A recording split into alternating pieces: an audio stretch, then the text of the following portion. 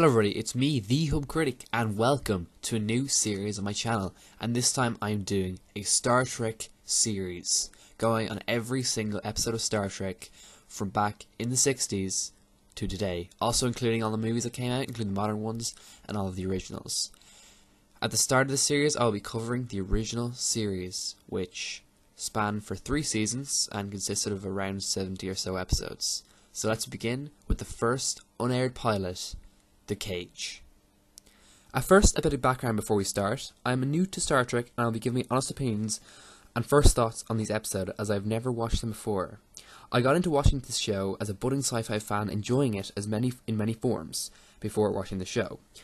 I enjoyed watching a few sci-fi classics like 2001 and books, as well as being a fanatic of Red Dwarf and Firefly, which, though not entirely sci-fi, has certain elements that I really enjoyed. While exploring these shows, I came across lots of great themes and ideas that opened my eyes. I also love the characters and stories I found them really intriguing. I could find myself somehow relating to these foreign concepts and realise that the main draw to sci-fi is that of the freedom of sci-fi. It gives you the ability to explore issues in a neutral vacuum and shows not such a controversial way of the situation, and maybe making it not seem so close to home or harsh and comfortable, and let people to reflect on it and maybe view themselves in a different way, find solutions and teach us a lesson in a less direct way. These shows act as a guide on humanity in its purest form, with all the good and bad, but different enough from ourselves to seem exciting and watchable, but close enough to be relatable and allow empathy with these characters. So, I heard about this show when I was younger, Star Trek, and caught the occasional glimpse of it on the corner of a TV screen. As I grew up, I found it a bit boring, a relic of the past and only relived by my parents on their childhood, until a day in 2009 when the rebooted Star Trek movie appeared on our silver screen. And this was a new awakening for me to this world. I suddenly was shown a new light on something I hadn't cared about or found that great as a kid. As I grew older, I began to realise that this little intro into the sci-fi genre, shall we call it, a strange path of excitement and discovery, as I began to appreciate the eccentricities of sci-fi. So, as I grew, I delved and dipped into that world, and up until today, I never really went back to Star Trek, or really any sci-fi in its barest roots, until I got to this, and found out about the epicenter and origin of the very first successful and most successful to this date, I believe, series from the mind of a skilled and creator and the genius that is Gene Roddenberry. So that in a way is saying, as I saw it on Netflix one day, and that's what I'm saying is, well, we're going to start watching the show. All 275 original episodes featuring the original Star Trek series, not Discovery, the Next Generation, Deep Space Nine, and the other one, which I can't think on the top of my tongue, but I'll get back to. And I realised it was a good place to start at the very beginning. So I decided, let's go back and let's rediscover the originality of this genre before Star Wars came out, before anything else came out in the sci-fi world, and see where the ideas came from. So along the way, I want to see how the influence did on many concepts, and references and quotes have all dripped down into the years, so I want to explore them and share my thoughts. It won't be a geeky, factual journey of 45-minute epic videos, just short takers on each and every episode and story, its characters, the lessons and ideas I get from it, and how I take these into real life and apply them. And I genuinely thought it worked and how it holds up. It will be honest and hopefully informative and informal and hopefully a bit enjoyable. I'm not perfect, so don't expect that I will be accurate and the facts will be on point, so keyboard warriors at the ready. These reviews will be a short vlog in a sense, and I kind of talk about the issue, maybe not going into too much detail on the story, and see how it relates to the current day. I may say a few things about the story, but not too much, hopefully, to get in the way and make it seem boring. And also, I want to, obviously, I'm not a big fan, and also I know that a lot of people who are watching this are probably bigger fans than I am, and know the stories and characters pretty well, so reciting these facts is not very fun. So the less explanation and the more thoughts and feelings on the facts, the better. So let's get to the first episode. Actually, not really, but well, let's get to that later. From the budding TV show writer, who was Gene Roddenberry, guys. He had lots of great ideas, and he was alongside his partner, Desilu Studios, who took his plans to CBS in the early 60s. At this time, he funded the pilot and soon wrote 3 scripts. The first being this one we are talking about today, The Cage. So the scene was set, and he filmed it, and then 2 weeks later, after all this months and months of casting was given, we were given our leads. And after the first original episode was aired, being this one, reaction was pretty negative. So we see that not many of the characters reprise their roles. We see, of course, Leonard Nimoy reprise his role. Iconic choice, by the way. Being one of the only characters to live on his own beat. The rest were a bunch of unfamiliar and maybe not so charismatic cast of characters. So the episode wrote and done and was shown, and was a flop, of course, as I said. With the NBC executives saying it was too heavy on information and clever, as well as too slow with not enough action. Well, I will soon talk about it and give my thoughts on that. So the episode was a flop, and the actors didn't really last. Pike was written out as he chose to pursue other roles, only featuring in about 3 episodes of the series, I believe. Deciding to go into the silver screen. Number 1, who is the one with the black hair on the right there, was basically having an affair with Roddenberry at the time, and that was why her role was written. She turned out to be not a great actor, and, well, basically he was kind of forced to remove her from the show. A lot of the other cast were basically either, I think they were kind of written out, to be honest, and to be honest, I'm not really that surprised. Better, even more interesting characters were written in their place. And I believe some of them were quite wooden and lifeless, and although I do appreciate Pike, I think that he doesn't really hold a candle to what we'll see later on with William Shatner, but I'll get to that in a second. Now let's get the plot of the episode and then my thoughts on it afterwards. So there you go, that was kind of the build up to it. Now let's get to the episode. So the plot for the episode is obviously starring Christopher Pike on the USS Enterprise when they receive a distress call from a Talos star group. Basically what happens is there is a survivors who have been living on this remote planet for about 12 years. So a crew are sent down to investigate, and we see that they're all old men, but there is one young woman, and her name is Vina. She's very different from everyone else. She's kind of mystical, she's kind of alien, and basically, captured by her beauty, she seems weird. So once the crew arrive, headed by Pike, they talk to the man, and they are told to meet with this lady because she will show the way of sorts to them. So basically what happens is Pike is lured into a base, and this is the base of Telosians. These are aliens. They keep him captive, and they are going to basically be big dickheads to him.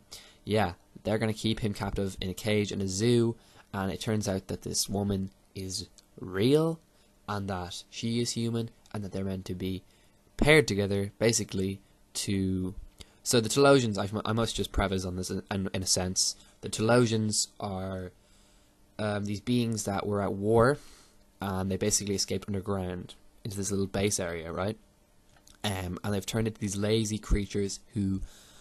they're insanely clever, they have mind-reading abilities, but they do not... They basically live their lives through other beings. So what I mean is, they don't do any work, they actually just basically enslave other beings of a lesser capacity, such as humans, to carry out their duties, to basically carry on civilization. So they will get them to work the lands, and what their plan is for Pike and this woman is to start a human race which will become farmers above land, and basically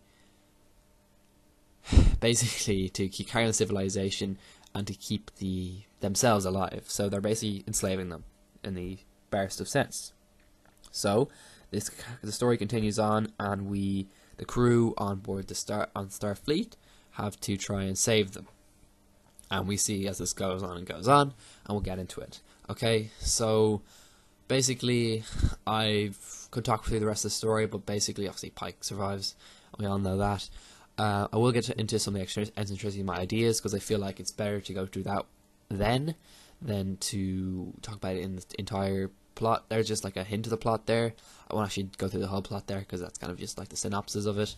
Like, you know, I get started the episode. So if you have seen this episode, I definitely would think this is more enjoyable for you guys. If you haven't, well, maybe not. But let's get to my sort of thoughts on this episode, and you know what I think of it, and just what was good, what was bad. So I'm gonna run through the characters in this episode. We have, of course, Pike, who I believe played about 3 episodes in the show. I think so far what I've seen, I really enjoy Pike. I think he's a really strong character. Getting to my thoughts on him, I think this is a really solid opening episode. Just to preface on, this is a really strong opening episode of Star Trek. I think there's something about this episode. It's a very nice kind of beginner episode for Star Trek. It kind of brings you in. It kind of brings you into the show. You got to get a nice little introduction to Pike at the start, where he's with his doctor, who is kind of the original Bones, before Bones, if you know what I mean. And basically he's talking to him about he kind of wants to leave Starfleet, and how, you know, the wars are getting to him and the deaths are getting to him, and he feels like that's his responsibility, and that he's kind of letting people down, and he's kind of not fulfilling his role properly. And, you know, he wants to get out of that life. He doesn't want to be there, so he's considering retirement, basically, and that kind of plays through this kind of arc in this episode, in the story. So the story sense of this episode, I think, is very good. It's very strong. The character sense with this main character, with that old guy, he's really nice guy. He's nice. I think Pike is good. I would say the plot is so Pike, again, like I said, he's going to be here. The plot of this is quite intriguing one. I'll just go through the story first before I get into anything, with some decent surprises, such as the classic reveal of the aliens. So we get that alien reveal when they're on the planet and they see them appear, and the device with the use of basically where the Telosians have these abilities to make the humans deceived and think and basically they make them appear like they're there. So that appears somewhere else where they believe that they're locked in a cage, and their weapons are useless, but their weapons actually are useful, but the Telosians have made them believe it isn't. So they can actually have a lot more power than they think they have. So their minds are being tricked. I think that's really cool. Pike has a nice backstory, and I like the way this kind of plays through the episode. So throughout the episode, Telosians keep playing tricks on him and making him basically believe that he wants to retire. I think that's good. I think, although a bit over the top, I think some of the scenes were pretty good. I believe Pike, he has some really strong points here. I think his acting kind of is a peak here, such as the scenes where he's kind of on the basically battling in a medieval castle, of a sense, and he has to kind of work things out for himself there. I also think that I like the way he kind of avenges himself, because he kind of defeats the monster there, and maybe, you know, he's kind of discovering his fantasies, and this actually is a really nice link to the episode, which I'll just talk about in a sec. So I'm just going to talk about basically the kind of ideas I get from the episode, but yeah. So we're kind of linking into Pike. We're kind of linking into the story here. There's kind of something I want to talk about at the end. I will get to that. But basically, old guy is quite solid. There are basically, we are kind of given a foreshadowing to the episode at the start. I want to get to that, but I'm going to discuss it at the end. So yeah, their characters, again, Pike, really good. I think he's a really strong actor. I think he holds up very well. He has a little fight scene which I really like. He's kind of like the prototypical kind of strongman, kind of, 60s kind of protagonist. He is quite black, and I think he's quite a... He feels more like I don't know how to put it. He's a very kind of strong, kind of serious character. And he kind of possesses that kind of more, kind of like, I'm in charge, but like he's kind of... You can see there's a sort of... It's like, how I put it is like, the Ninth Doctor in Doctor Who, there's like this ninth guy, right? He was after war. He feels like he's kind of been through a lot. And he's kind of putting on this front. I feel like that. So like, I think this guy kind of feels like maybe he's holding back a little, but he's a very stern guy. Well, he's also kind of got, just kind of a fun side to him as well, because at the end of the episode we see it. I think he's definitely a little bit less fun than Kirk, but at the same time, he has his own thing going. He still has a bit of a charm to him. I would say the difference between Kirk and him so far, I think Kirk is better. I think he's a bit funnier, but still, I still like this guy. I still think he's good. There's just that kind of missing, maybe a bit more physical than Kirk, I think, is the one thing I'll get on him. He kind of explains himself through his body language and definitely through his... There's literally a fight scene I feel is made for him in this episode. I was surprised by that, definitely. And definitely his anger kind of gets the better of him sometimes, so that's kind of signature to him, I think. So yeah, I really like that. Number one, of course, being the second in command, basically. Weird. I found it really weird with her. One thing I really didn't really understand or cope well with was the fact that she was second in command. And that makes it sound sexist of all, but her lines were written like she was just a really low quality actor, which I'm really surprised on, the fact that she was written by Gene Roddenberry, because her lines, they don't really work in the episode. So, or else it's something to do with the fact that it's a mixture of her not being convincing enough to her really bending the background with her lines. So say, for instance, when it's Mission Control, and you'll see basically a really heated discussion between Spock, who feels like the main kind of guy, I'll get to him in a sec, Spock and maybe two other characters, and you see her kind of sit in the background, kind of take it in. She doesn't really engage fully, and then at the end you'll just see her go like, okay, I'll make a decision now. It just feels really kind of jolted, or really kind of sudden, and she's just like, okay, we'll do this. Or she'll just, be sitting there, and she doesn't really feel like she's taking charge of the situation. And she might be from irrational decisions, to be honest. But I don't really think she did too bad in the episode. I just don't think she blended too much into the background, I would say. Definitely her chemistry was kind of off with the other characters. I would say a lot of the extras were shitter than her, but definitely she didn't really work too well, to be honest. Okay, so she was kind of off anyways. Then we have the kind of Bones' character, the old guy. He was nice, yeah. Didn't really appear much in the episode, the doctor kind of guy. Definitely, he was kind of like the father-y sort of figure. I do think that's kind of missing, in a sense, from the next couple of episodes, but anyways. I think that was kind of a nice dynamic there. And I do think that kind of worked to an extent. He kind of appears from time to time. I think that limited role kind of makes it a little bit more special, in a sense. The main cast of characters, of course, headed by Spock. Spock is really good in this episode. Although it is very, very limited in his appearance, I think he does a fine job. And his kind of speaking roles that I remember were pretty decent. Very Spockish. And I do think he has a harsh side to him, which we'll see come out of him. But you can tell he's very harsh and really kind of dictatorial in his decisions, which I find kind of interesting. Yeah, I found that kind of interesting. Let's get to like the main points of the episode, the main story points, through the other characters. So we have the Telosians, which are the menacing villains. They're slow and lethargic, but very cunning in nature. They have this ability to mind read, which I really like, and also they sense human emotions, unless they're primal. So there's a bit in the story where so as we go through, we'll talk about. Okay, so it doesn't make much sense unless I explain the story. But basically we have another character called Vina, and of course she is the beautiful woman who Pike encounters in the cage. She turns out to be a real person, and through kind of situations, basically we don't really know whether Vina is actually there or not, but she is a human who was enslaved years ago, like Pike is now, by the Telosians, and she has been captured.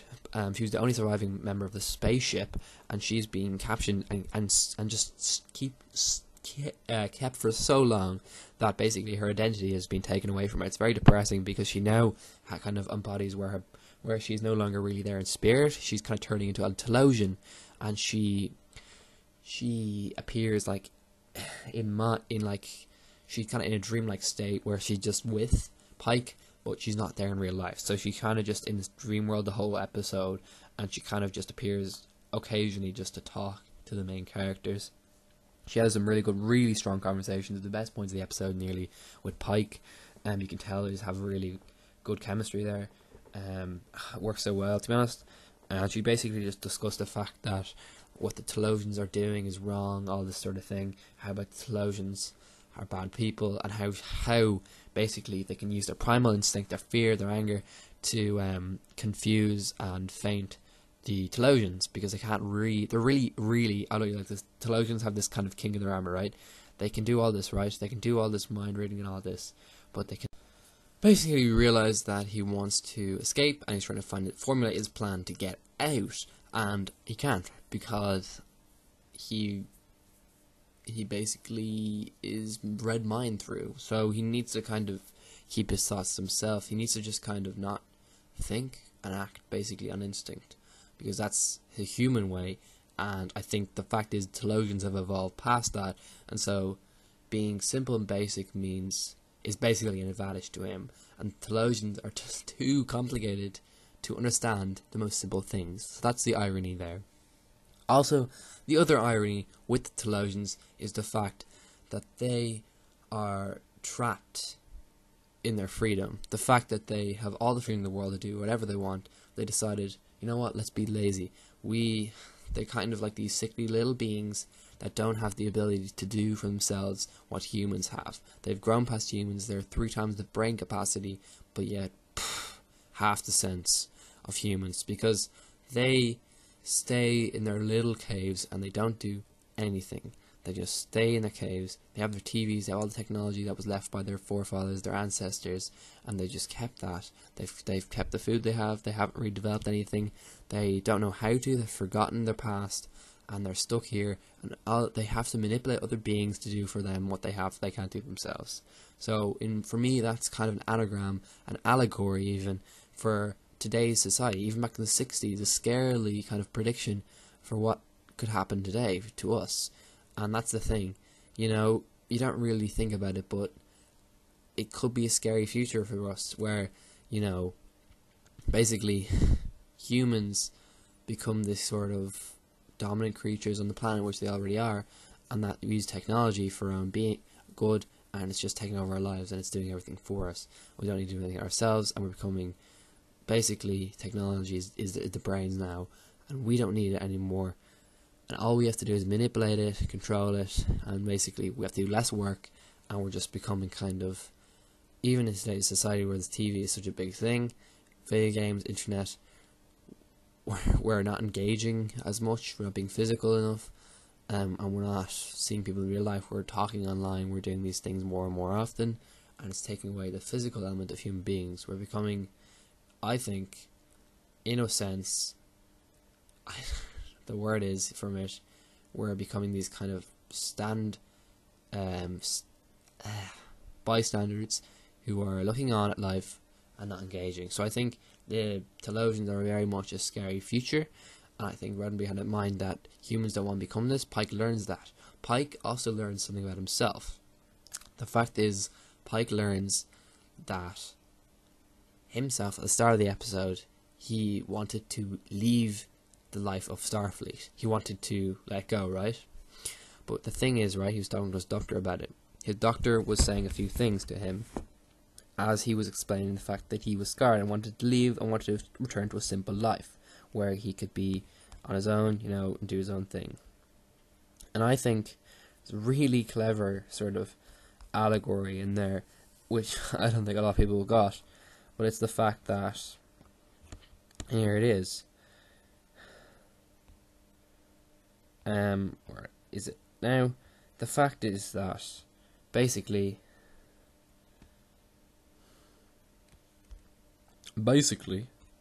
if I could find what I was looking for, clearly not. The fact is that Kirk will be turning to a simple life, where he didn't have to maintain himself. He might return to not doing much actual work, and basically there's a difference in he has two customers, right? The doctor said, I have the living and the dead. And I think what he was referring to is the fact that Kirk will become one of the dead, or dying, because he would not be engaged. He would basically turn his life from this life, and he would basically, you know, he wouldn't be there anymore. He would be working, he would be active, saving the planet, doing things. He would be at home, and he would become kind of stagnated. It's kind of like what the Telosians have become. Obviously, I'm saying this in a far less extreme and less effective way, but still, the kind of idea applies. The fact is that he would becoming a standard by a passerby to society, and basically just that was his thoughts. That was what he thought was better. But throughout the episode, he learns that he cannot be that way. He knows that there's people out here, and he has to protect against those people. And unfortunately, the sad ending of the episode reveals that maybe a few things are left untouched. But he continues on, and ironically, of course, this character would only. This is the last episode you'll be in. So the fact he's contemplating retirement shows this is a different than Kirk. This is not Kirk. But the fact is, obviously, the actor left. They can't make an excuse for it. But Pike leaves, and he said, and we kind of thought, you know, at the start of the episode, he said, I might leave, and also the fact that he might be a standard by to society. So, yeah, I think that what I really think about it is that this character undergoes an arc throughout this episode. He starts off going, shall I leave? Kind of thinking that, kind of having that idea in his head. Then he basically is manipulated with the Telosians to have these sort of dreams scenarios where he has to basically engage with his leaving that life. One of them being, of course, and one of them being, what would he be like if he left his life? What would his personality be like? And there's kind of a few different scenarios there, of course, where he goes onto the slave planet and basically becoming the opposite of who he is today. So there's a bad scenario, there's also a good scenario. But they do connect with, if you left, it would be a lot different, and maybe you wouldn't be the person you are today. You'd definitely be a different person. Then we realise that he sees how it affected other civilization, and he kind of has this idea of maybe not. He engages with other characters who were enslaved by the civilization, and realises how that affected them in such a bad way. Being Vina, of course, where her life was completely changed. She's becoming a shell of her former self, and we learn at the end of the episode, which I will just say right now, basically, when the Telesians release the human, as he's too much basically too much of a threat to these Telosians, because this human has the ability of empathy. He has the ability of feeling. Basically, Telosians lack that, and he has the ability to overcome their burdens that they put on him, and he can escape this because he can use his emotions to overcome them. He can basically harm them and do a lot of harm to them, and basically harm their chances of living on as civilization. But the fact is, they can't use humans anymore, so they have no other being to... I would find it surprising if they didn't find someone else to carry on the civilization and work for them. But at the moment, they have no one else to do it for, so their civilization is dying out while humans are thriving, even in the space world. So it's a tough time for them. You kind of actually feel sympathy for the Telosians at the end of the episode, even though they've done so much harm, because you realise that maybe these guys, they were just, obviously, we're just like, I suppose, animals to them, and they were just trying to survive. And okay, it wasn't the most clever way to go on, but think about it. They weren't the first ones to act this way. They weren't probably the first ones to become lazy BSs. And so they think this is normal, and they think that this is the way of life, like for us humans now. So I think that they've just kind of become redundant with themselves. I think they're kind of being taught a lesson of how their evolution kind of messed up, in the fact that they've just become so lazy son of a bitches, and their mind is kind of a burden to them. If they were not as intelligent, maybe they would actually be better off. And I think that's a funny take on it, but I think it's true in the simplest of sense. What I was getting back to the point here was, I think it was about Kirk, and the fact is that his arc undergoes. I'm still talking about his arc here, because at the end of the episode we realise that he's a different person altogether. He reunites with his cast of characters, and we understand that he had to sacrifice some at the end. And I think that sacrifice of basically making her return to her dreams, return to that land, Vina, basically still being enslaved at the end of the episode. Nothing much has changed. The fact is, he's come back a different person. And I feel like, even though his character doesn't continue on after this, his character, he wants to still be proactive in society. I think that's the main thing. He wants to be proactive. Maybe he's not going to become, you have to be the same kind of fighter, but he's definitely proactive, and he's going to continue on, and he wants that leadership role, and he knows how valuable it is, and he knows that he should be glad to have that role. So that's kind of pipe bomb over with.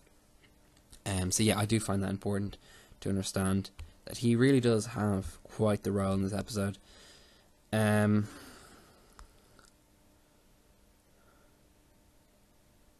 Yeah, so yeah, that's interesting. I really like that. Yeah. So he has that little arc. What really other themes or things I need to talk about? I kind of brought up religion. I think it's an interesting one. I don't know what much to say about that. I think Roddenberry is kind of just hinting on the idea of it when we're hearing the start of it. But I think that it's different from what we perceive as religion. I think that it's more such a lifestyle than a religion, basically. I don't think these people are entirely religious. I think they know so much about space and aliens that they know that God kind of seems ridiculous, even in a sense. But there is so much going on in the sci-fi, right, that I think that there's a lot of things they do believe in. And I think that every episode we're kind of surprised about what we see, because there's so much going on. Anything can happen. So I think there's something bigger there. There's an alter being, but we don't know about it yet. But there's something out there, like Thanos and Marvel. There's something there, and I think that this religion kind of hint and that we get, it's showing us that it's not like Earth, but it's showing us that we're in a different world altogether. Sci-fi, whatever you call it, could be future, could be some sort of dystopian, utopian society, but definitely it's different from our own. So I'll talk about the slavery aspect for a second, because I think it's a controversial bit in this show, and I think it needs to be kind of addressed. I think slavery is addressed twice in this episode. First, where we see it basically briefly discussed, where his friend brings up being, what will you do if you retire? Will you go to a slave planet? Will you live there? He kind of brushes it off and goes, I'm not that person. Obviously, Pike is not that person at this point. Then he considers it. He's kind of brought into that world where he has to look at it, because the Telosians basically bring him to a society where he is not the admirable commander he once was, and he's engaged in basically dour acts, being very bad acts of slavery in a slavery planet. But I don't think that the slavery is kind of thought through there. So they see in this society, what I want to say, it's not really to do with Pike at all, but they have slavery. And it's a thing, it's like, we kind of abolished that, at least in the Western world, 200 years ago. So the fact that it's still around in this kind of big sense in our planet, not just like a town, a planet in space, it's kind of interesting to see that this kind of still appears. Because you would have thought, obviously in a society like this where they have spaceships, all this new advancements, that they would go back in time in a sense. So I think that's one kind of negativity that they have to show. It's a nice, weak, vulnerable issue. Humans we have our issues, we have our things. And I think that a power struggle, poverty, lust and want, it's kind of affected the society and basically brought in issues that they didn't have before, maybe as a direct side effect of the advancements, because it's kind of brought on a new sense of anything can happen. But I think it's also brought on things of people now have more power than ever in history, and that brings on a lot of people abusing it. So I think Pike is an example of using power rightly, and in a good sense, while it's being abused by others, such as Telosians and such as this slave planet owner. So I think that's an interesting take of it. Being on a bystander life, I've talked about that. Telosians, obviously, they're the bystanders. Humans, not so much, but they're kind of going in the direction. I would say that's only a hint on today's society, maybe not so much the Star Trek fleet. I think they're definitely more proactive than us in general. I think it's really interesting because that's the most kind of, for me, that's the most relatable theme in this episode. I would say, is there anything for me to add to this, for the fact of, I think it's quite an extreme take. I wouldn't say it's to be probably taught on, but yeah, I think the aliens in the episode are just, for me, they're so over the top in a way, but so not. But I think the way they're over the top is kind of funny because it's kind of like saying, no, it's not exactly like what we're like, but in a sense it is. So maybe I don't know what I'm raving. Yeah, I'm raving. Basically, yeah. Okay. Let's see what we're doing. Right. Check. What am I talking about? Right. There's colonization is a thing in this, and war. And I tell you what I think of these very briefly. So, Telosians, they have colonized this planet basically after war, and they're using it underground.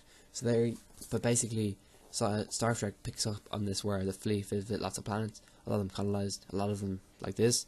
It kind of hints in the past where, you know, maybe this place was destroyed. Maybe this place was once thriving and now is not. But in a certain sense, it is being a Telosian hub at this point. We can guess that a lot of colonization is taking place. Obviously, this is the future, far in advance of us, but it does harken history, and that's interesting. There's lots of war aspect that this still exists, of course. You know, people couldn't be happy with just keeping their own planet and no one else attacking. Okay, this happened to happen at some point, and there's a lot of power struggle. And you do think there's a dark thing that we're not being addressed fully, that we could definitely see in the future, where alien factions are still at war. And basically, the fact is that we're not perfect. I don't think any being is perfect. But the fact is that they all inherit human traits, and also the fact is that there seems to be a limited number of planets, and that people need to fight for them. There's a lot of resources, and people need to fight for them. You can see it in a sense throughout a lot of them, because humans are definitely relying on each other for resources, and the sort. But yeah, I just think that's interesting. I think it's exciting. I think that's only brought in there because Roddenberry wants to address another human things, and of course the fact is that's just a nice, like, it's a nice excuse for what happened on the planet, for the fact that it's so barren.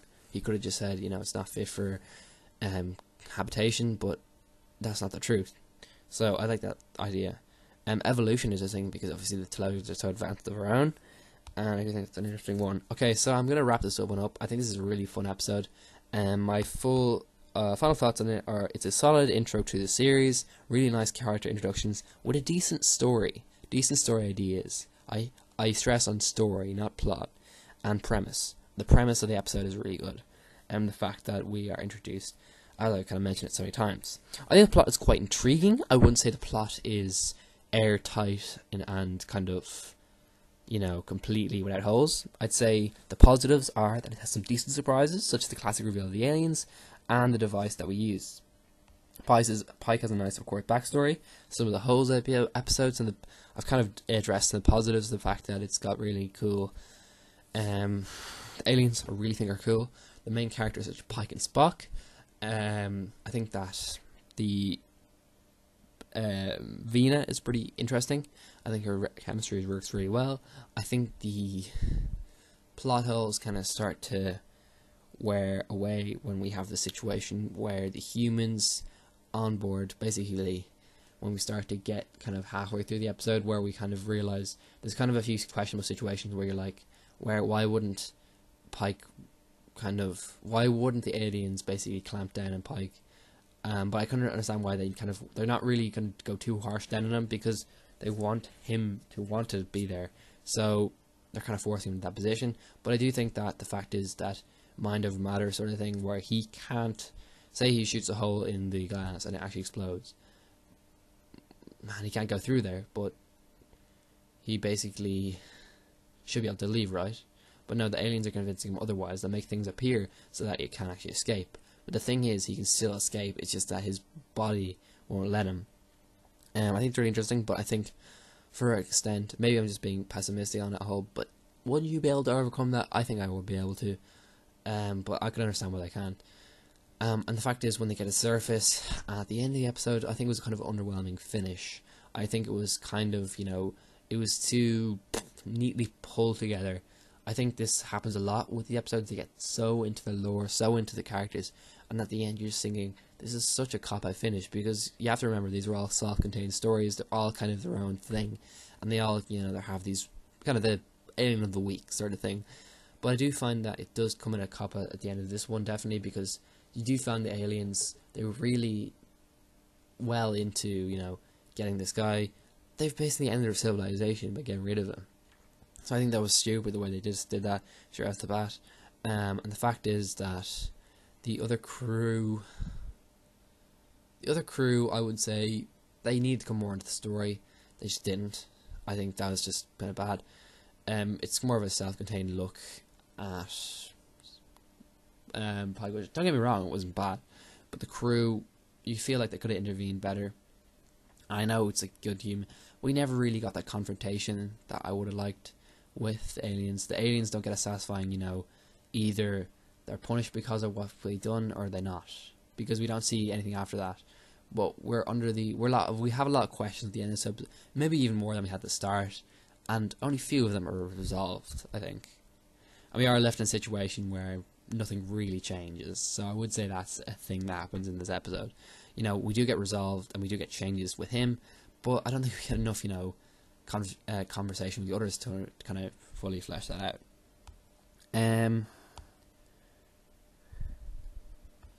I do find there's a lot of strong scenes in this episode.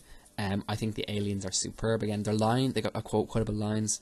I love the scene at the start, kind of where Pike is first captured and brought to this place in this cage, and is here, and the aliens basically can predict what he's gonna, how he's gonna react, how he's gonna become physical, how he's gonna try and make this plan against them. They feel like they're like a Wikipedia, and they forgive me for saying that because I'm kind of using that from my own source here, but they're Wikipedia. They don't have the kind of street sense, but they have this kind of smarts to them, and they don't really have the logic or maybe forethought about it, but they have they know everything basically. There's nothing they don't know, and they're going all about how the memory capacity is really well as human, and how he's very adaptable to situations. And then you just see this darker side to them where they're like, punish him, and how things go badly for them. They just sort of overreact a bit, and how you can tell that they've been through this before, and they're very calculated in their moves, and it's really scary how controlled and how they are with their things. Very unlike humans. You can definitely see the contrast there with humans. It's really good. And you realise that this is a trap for them, and they will basically be here to the day they die. So it's you do feel slight empathy for them, but you know that it's their fault in all sense of the word, and so you kind of have to take that with a grain of salt when you say it. So yeah, this was my first episode of Star Trek. I would say it was really decent. I'm not going to give these ratings at all, but I will say this was a decent, strong episode. And I know I wouldn't say do 45 things. This is about 45 minutes in length or something like that, which is crazy. I'm going to leave it unedited because it would be a bitch to edit, to be honest. So hopefully you enjoyed this one. In future, I will be doing shorter ones. Again, I'll kind of keep them under 10 minutes because this was a long form one. I left the thoughts out there. I left them strong. Hopefully you kind of got something from this. I will say, again, it's going to be a long way from here. Again, I said it's like 270 episodes, so don't be expecting this one to just kind of go on for years. Again, this is sort of a excuse for me to get something out before, of course, Black Mirror reviews are coming, because I know it's been like 7 months since I announced that. Still working on those Black Mirror reviews. Don't worry, I'll get them up and started. You can expect these throughout the next couple of years. Seriously. I'm going to try to get a lot of these up before I go back to school. Basically, I'm back to school in about a week and a half, so I have about 10 days to go. So I'm going to try and pump as many of these out before then. You can basically expect production to slow down completely through then. But yeah, basically, hopefully in a month, Black Mirror episode 1 will be up. I'm sorry it's taking so long, but I'm kind of stale at the moment. Honestly, I'm being honest with you guys, I haven't been doing much, but I want to do more. So that's the promise for you guys. I'll try to get more done, more production. And actually, I think what I might do, guys, is I might work on the first 3 episodes of Black Mirror and then have them upload on a weekly basis. So that means what I'm going to do is I'm going to tell you as little as possible about Black Mirror, so you get your hopes and get up about it. And then when it does come, you're going to be really excited about it. That's my thoughts on that. So until again, guys, that's been it for me. Make sure to leave your thoughts. What do you think of this first episode of Star Trek? What do you think of the doing a series of Star Trek? Did you like this one? I guess the first episode, I thought it was pretty strong for the first episode. I don't have much to hold it up against, and I don't know, I'm not a great sci-fi geek, but I would say this is a strong episode. I think this was decent. I actually really was intrigued in this episode. I really liked it. The surprise factor really did it for me. Yeah, I wouldn't rate it, obviously. I show my weaknesses there. So yeah, that's been it for this one. Yeah, I don't know how to finish it, close this one up. Just like, subscribe, comment below, share, do all you can to support me. I'll be back probably tomorrow with the next episode, Star Trek, where we get to the first one of the Kirk era. Yes, and there's about 70 more to go of them. So yeah, make sure to enjoy. They're going to be short ones compared to this, so don't get your hopes up. Yeah, but basically, can't wait for that one. And I'll see you then. Until then, guys, I'll talk to you. Bye.